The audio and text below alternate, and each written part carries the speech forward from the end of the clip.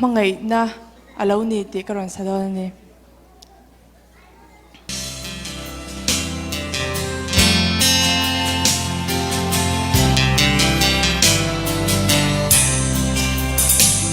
Kalal pa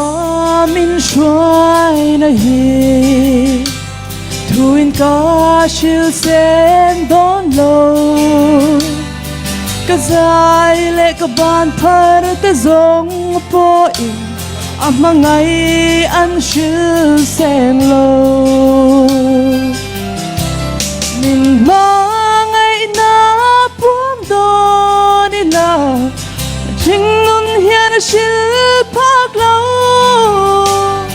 Kanun le kane zong te nen hian Amangai na alo ni Amal som ka tiar seng lo Kamamo chitin min pe Lam pruang tim le zim ka zo lai po in Amangai banin min kai chui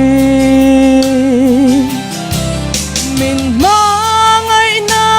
puang do nila Ka shing nun hian a shil pak lo Ka nun le ka nei zong te nen hian Amangai na alo ni Kamaba ka enzela Doralian at lom zela Karin le ka base te ay asangin Min la toy sang zel don si Min mangai na puang do nila Ka shing nun hian a shil pak lo Ka nun le ka nei zong te nen hian Amangai na alo ni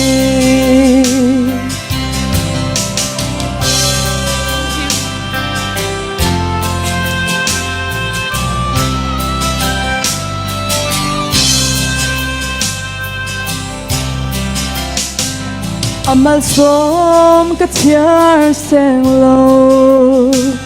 Kamamo chitin min pre Lam tuang tim le zim ka zo lai po in Amangai banin min kai chui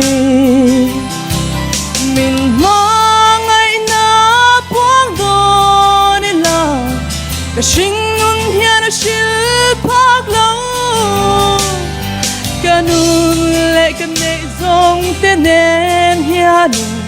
Amangai na alo ni